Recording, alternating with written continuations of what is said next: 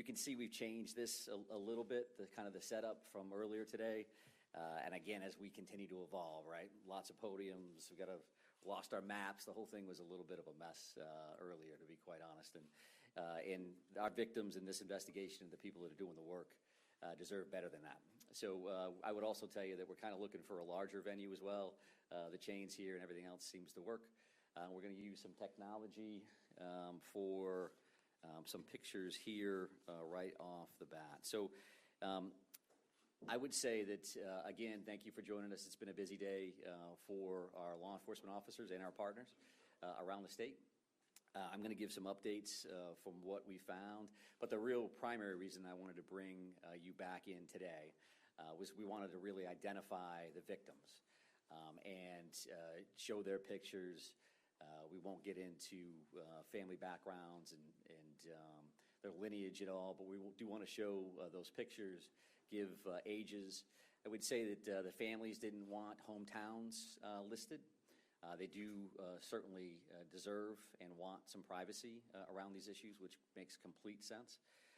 And we're going to start with that component of our information simply because that's why we're here, right? This is about the victims. That's why we do what we do, and that's why we're striving so hard, and that's why you're here, because you care about them as well. So we're going to go ahead and load that behind us here on the screen. And I think Shannon Moss can also put that information out following this. Some specifics here, I would just like to note that the families actually approved these photos, sent these photos in to us for a lot of different reasons. I think some of them show a little of their character, a little of their relationships, and some other specifics. You'll just see, again, a picture, a name, an age, and then there's a couple symbols there. And we wanted to be specific enough to what location they ultimately lost their lives at. And again, thank the families for allowing us to even do this. They certainly didn't need to do that. They're working through their own struggles, and rightfully so.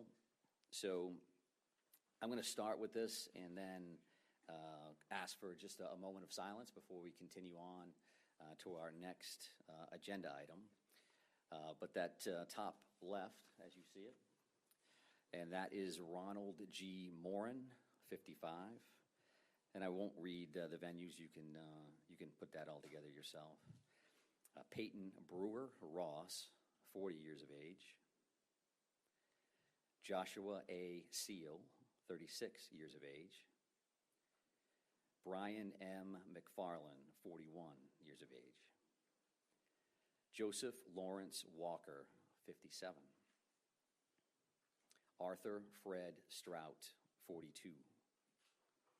Max A. Hathaway, 35. Stephen M. Vozella, 45. Thomas Ryan Conrad, 34. Michael R. Deloria, II, 51. Jason Adam Walker, 51. Tricia C. Asselin, 53. William A. Young, 44. Aaron Young, 14, his son. Robert E. Violette, 76, and his wife, Lucille M. Violette, 73. William Frank Brackett, 48 years of age. Keith D. McNair, 64. Just have a moment of silence. Thank you.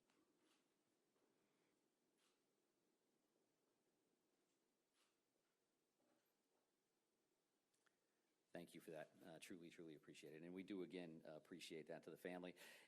They did give us those photos. I did not, however, have any of the family members pronounce any of those last names, so certainly no disrespect intended if in any way screwed up the pronunciation. So to move on, I would also like to address the numbers of the victims that I confirmed earlier today with the number 8. And I will tell you that's miscommunication on my part. I was wrong. In talking to our detectives, we had a list for people that had been identified and family members that had been notified. There's also a separate list that involved family advocacy and whether or not they had been plugged into that.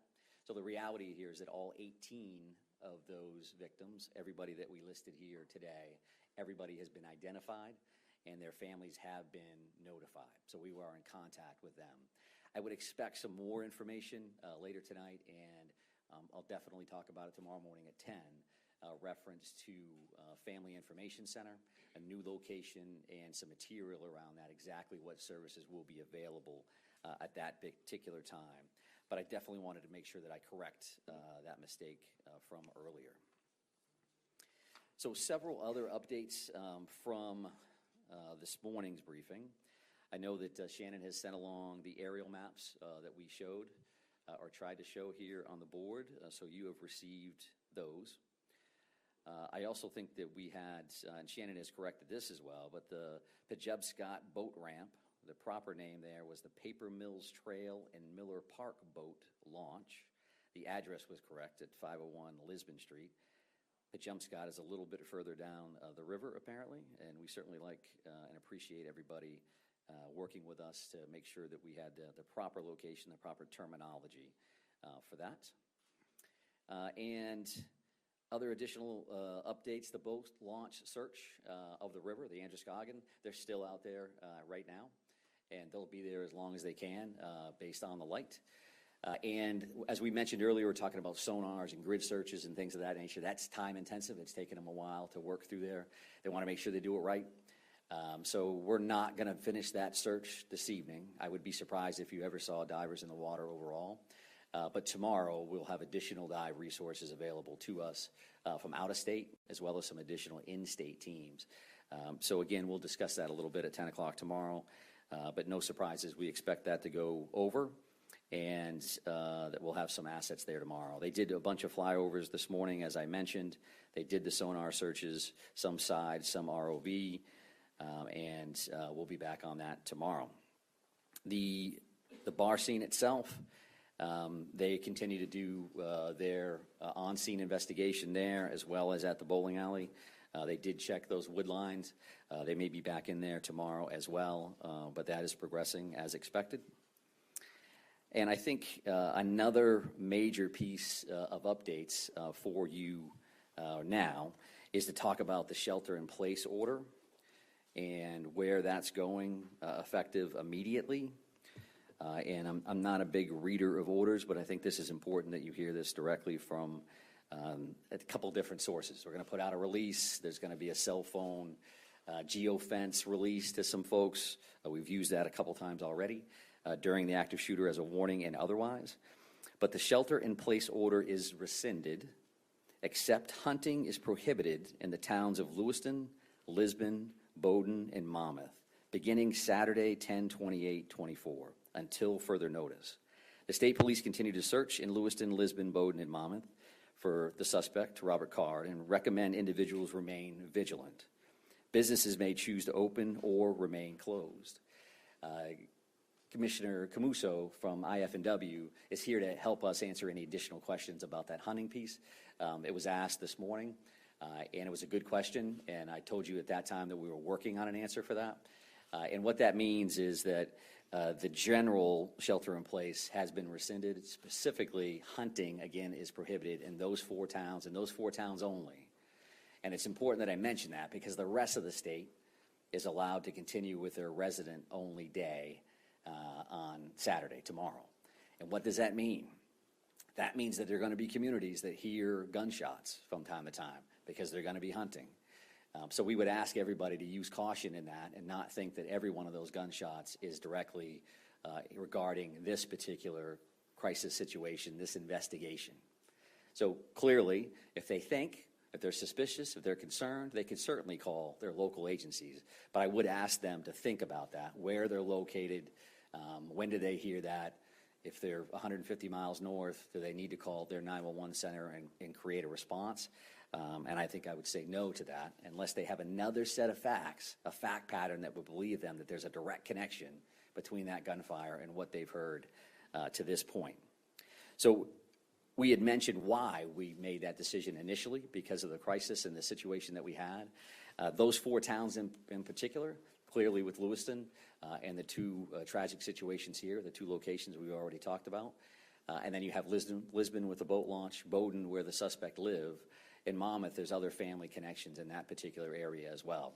So this is not to say that the crisis is over, the emergency is done, we can go about our lives as life is good. We want our folks, we want our residents to remain vigilant and to pay attention to what we share for information. I again focus on what we share is in the Department of Public Safety in the city of Lewiston, because we continue to see a lot of information from a lot of different places that is far from accurate.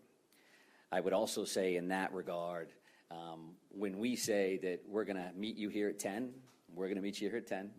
And when we say we're going to notify you, we are going to notify you in the afternoon if we're going to get together and what time that is. I just encourage you to believe that until I prove you wrong, and I won't. And I say that because we've heard some other stuff. There's going to be a press conference at 1 o'clock. And then our PIO, who's incredibly busy, gets 100 emails that says, is it going to be 1 o'clock or is it going to be this? And you've got a job to do, I get it. And we're trying to help you do your job. And if you could help us do our job, that would be greatly, greatly appreciated. So that is some of those pieces for updates from what we worked on this morning. A couple of additional things. Neighborhood canvases, as an example. I did not speak to that. So we talked about large deployments of officers in various locations. What would that look like? Neighborhood canvases could be a couple of officers knocking on a door. And that's going to be happening at various locations around this particular area in multiple towns. Again, if somebody's using their own common sense and they say that doesn't seem right, then sure, call. But you could have 2 uniformed officers or 2 officers with clearly displayed badges jumping out of a marked car to come talk to you as detectives. There was a question this morning around arrival times at the 2 locations, and we had done some research on that, which was hot off the presses walking out the door to come here today. So spare time, as we had mentioned earlier, that initial 911 call occurred at 6:56 p.m. And by the CAD system, or the computer-aided dispatch system, so somebody calls in on a radio and they says, now I'm out at that location. The first Lewiston officer arrived based on that system at 7 p.m., so 4 minutes later. The reality there, however, is that there were 4 plainclothes police officers that were shooting on the range in that general area. They hear that call come in, and they're walking into the bar, or rather the bowling alley, in about a minute and a half. So they don't have radios. They weren't in uniform. They hear it as they're at the range. They respond to the address immediately, and then they address the threat and clear the building. For that same location, right, spare time, as an example, you have Lewiston. It's a self-contained police department. They work with everybody, so it's not uncommon to see the Maine State Police in town, but they don't have specific areas to patrol. Calls came in to dispatch centers for the Department of Public Safety that would control the Maine State Police, as an example, at 6:57, so a minute-ish later. And we didn't have necessarily troopers right inside the town, so 11 minutes later, our first trooper arrives, which is not uncommon, actually, and that's a pretty good response time, considering it's an urban atmosphere and troopers aren't here. The second set of calls, as we've discussed, came in at 7:08, so this is the bar and grill. And the first Lewiston officer is responding there at 19:13 or 7:13 p.m., so 5 minutes later. And then really it becomes exponential after that, as an example. Should have mentioned this earlier, but spare time, a minute after those initial officers respond, 8 more are there. Now we're saying now everybody's starting to roll in at about the same time, and about 10 officers are responding to the bar and grill immediately thereafter. You got the first folks, and then people are just showing up from the police department and other locations. And that particular calls for service for the Maine State Police through Department of Public Safety dispatches, we got that second call at 7:10, about 2 minutes later than the Lewiston Center received it, and we had officers responding and arriving 3 minutes later. So why is that? They're already flying to the first address, and now we got a second call, and now they're diverting to that second call. So it's obviously they're in town, and they're running hard to that location. So those are the arrival times that I was asked about earlier today. I think based on the list that I made this morning, I think that's all we had for information And I'll just call that kind of updates and follow-ups, things that I knew you were asking. There were some additional questions from the general public, which has been good for us to receive those through these, right? They get a chance to see stuff, and then they reach out and say, what does this mean? We had a bunch of people reach out about that shelter in place, and what does that mean, and what should I do, and what does that look like? And rather than answer those, through conversations with city staff, city leadership, police chiefs, we decided to rescind that order again, but recommend that people remain vigilant as they move forward. So I do appreciate them reaching out, and all of that contact has something to do with our ultimate decision. Where do we go from here? So with that in mind, that's the information that I was asked, and the information that I can update. We do have, I believe, the suspect picture up here as another piece. And the reason that we did this is because it's been quite some time. We've seen that photo, and you have a bunch of different photos. This, in fact, has more of the physical description of his height and weight, and his more official hair and eye color. You could guess at that based on some of the photos that you see, but why do that if we can directly give you that information? So if you could freshen up any material that you have there. It does, again, show that brown hooded sweatshirt and dark-colored cargo pants that are in the photo that we had released earlier, which showed him walking in to spare time with that firearm. So I think that's the information that I wanted to get out to you today. I appreciate you coming back or holding on. I know you have long days and long nights, so that piece you were going to be around anyway, I'm sure. But I am, again, happy to try to take some questions and answers. The chief is here as well, but we did want to keep this tight from an operational standpoint. So, yes, sir. Go back to the timeline. Yeah. 4 officers were at the lane, right? So can you just go over that again? Yeah, sure. So officers are required to qualify a certain number of times a year, right? So in this particular instance, not knowing that, in fact, they're going to be the closest there and the first out. So that cuts almost 2.5 minutes off the original or the initial uniform police officer's response. And that's not uncommon from a police standpoint. Sometimes you got months where you're thinking, boy, I'm right around the corner when all this stuff happens. And sometimes I'm on the other side of the city when other stuff happens. We're very, very lucky that the officers were that close, because I think you save lives with time responses. And in an urban atmosphere, depending on where everybody is and how busy the night is, that response could have been much longer than that. Yes, sir. Have there been any credible sightings of the suspect by either law enforcement or the public since the shooting took place? Yeah, so we have, again, 530 plus tips and leads that have come in. Some of those have been sightings. Some of those have been, and I would say as simple as, but hey, I've got a vacant house that's in this location. I own a barn that I'm afraid to go to. There's something over here that concerns me. So those things run the gamut. And I'm also going to use that opportunity that the FBI supervisory agent in charge, Jody Cohen, who has been with us during these press conferences, we gave that digital video information out this morning. There's already well over 100 entries in that system. So that means you're putting that information out, and the general public is grabbing hold of that, wanting to be involved, and sending that information in. So I thank you for that, and we certainly thank the FBI for their assistance with that kind of material. So we've got all kinds of, somebody may say, Has law enforcement seen him in the last 2 days? We have not. Law enforcement has not seen him in the last 2 days. But again, in that stack of that 500 plus, you may have somebody that says, hey, we see somebody that looks like that. So we have not. But go ahead, ma'am. Can you confirm that the note found at the suspect's home is a suicide note? Does that have something to do with lifting the shelter in place? Yeah, I cannot, and I'm not going to speak to the note itself. I acknowledge the fact that a note existed this morning, but I'm not going to get into exactly what it contained. But, sir? Sir, you said that the officers, the plainclothes officers who responded, addressed the threat, cleared the building. Can you explain what happened there?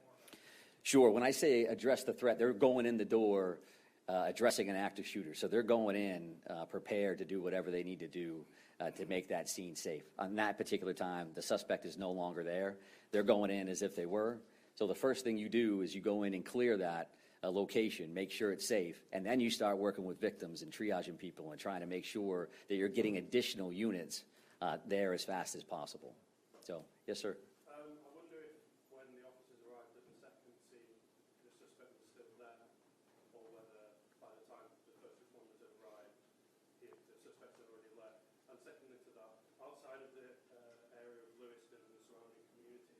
you talk about the work that's going on further afield, you know, and the suspicion that we might have been able to flee a bit further than that, potentially even outside of the state. Yeah, sure. So the suspect was not at the second location when the officers arrived. As we discussed this morning, we showed those 3 maps as specific areas we knew we were definitely going to be working in. And then we've also cleared other areas that are farther afield. Somebody may, again, say, you know, there's a barn over there, there's an outbuilding over there, there's some family property that somebody's uncle owns, and can you check that? So as those things come in, some of those are kind of on the checklist to begin with, and then some come in real time. Because as those leads come in, we do look at those, and then we farm them back out to either tactical units that are looking on that apprehension side, or investigative units that can go out and do additional interviews.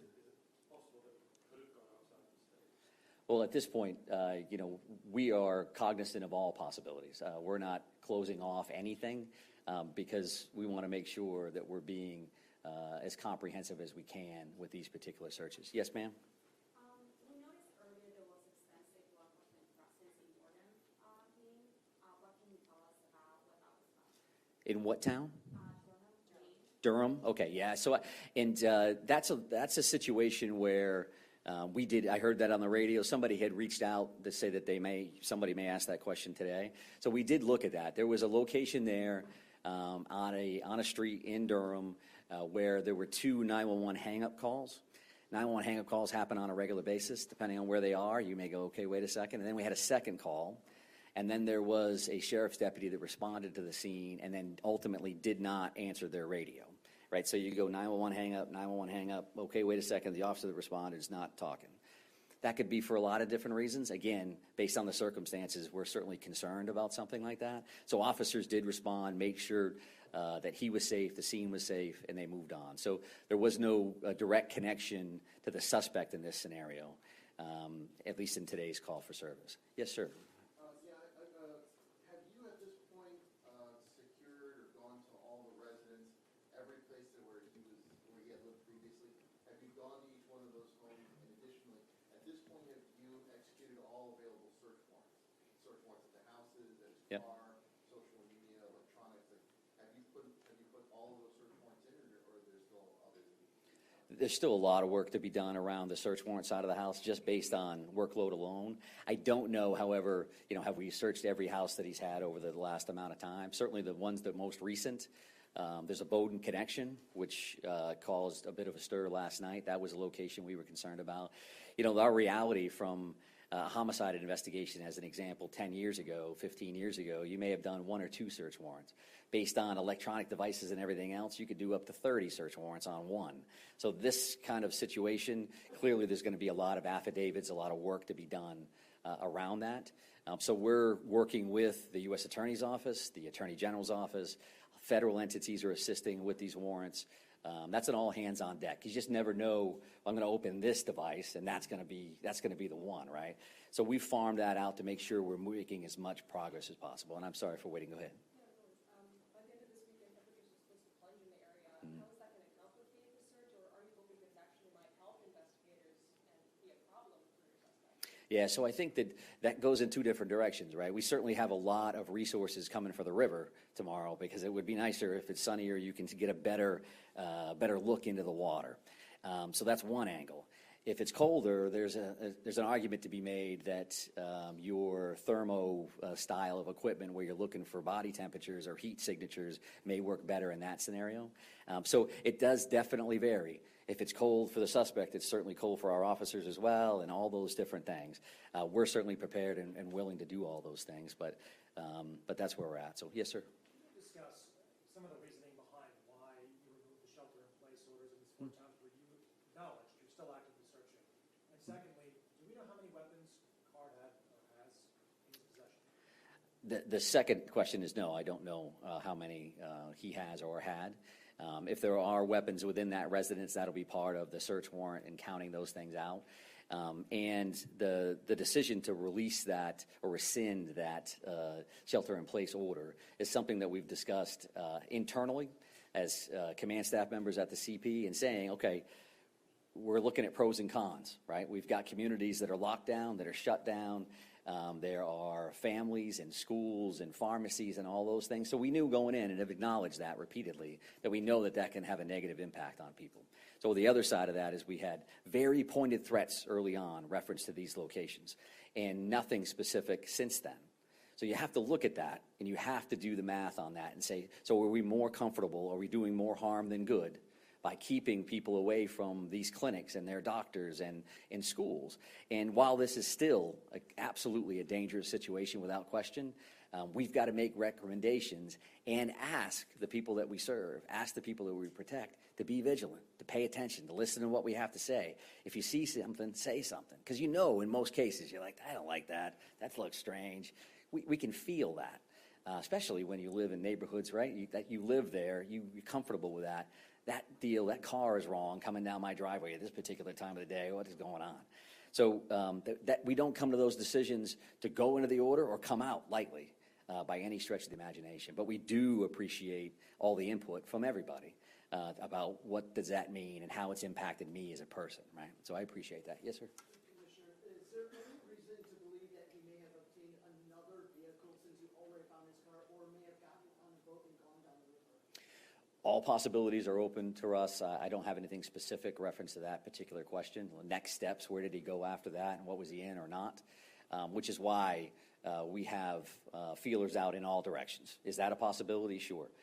Is the river a possibility? Sure. We're going to continue to work those things until we're comfortable that those things have mitigated to the best of our ability, right? Because some of these locations we serve a search warrant on doesn't mean we're done, right? We may actually go back and continue a search and new information and go back and check a location again. So all of those things are absolutely available. Sir, right here. That's a good question that I don't know the answer to. I know that the Attorney General's office told us this afternoon that they were trying to complete the rest of those warrants in a timely fashion. Now that those individuals had been identified and the families notified. I'll have that answer for you tomorrow morning at 10 o'clock for sure. And right here, ma'am, sorry. Yes, thank you. Two questions. The first is whether you can confirm that police found a gun in Card's car, the suspect's car, the one that was discarded. Mhm. And secondly, I was wondering if you could talk a little bit about what communication has been like with law enforcement on the border states of Canada, New Hampshire, even Massachusetts, and specifically whether or not there's any expectation or any plan to put the border checks in place as a suspect continues to potentially be moving. Yeah, sure. So we won't speak to evidence, specific evidence. Did you find something here? Did you find something there? I completely understand why the question is valid, but it's not something we're prepared to talk about, certainly this early on in an investigation. I can tell you that I've been in contact with all of our border states or country. New Brunswick reached out to the governor. The commissioners from our border states reached out to me immediately the day of and have reached out to me multiple times since then. Again, a lot of their officers are with us at this point, right? New Hampshire is up here, Massachusetts is up here, you name it on the federal side of the house, they are here. So everybody's really working hard on that side of it. There's no expectation at all that there's going to be some kind of a border checkpoint scenario. But I'm going to take one more question here from you, ma'am. Question for the chief. Oh, absolutely. Chief, for members of law enforcement, especially from Lewiston, Auburn, and this close-knit community, can you talk about what it's been like to do this investigation when they may have close connections to some of the victims? It's been very difficult, I can tell you that for certain. Seeing these pictures come up on the board, I know a couple of them myself.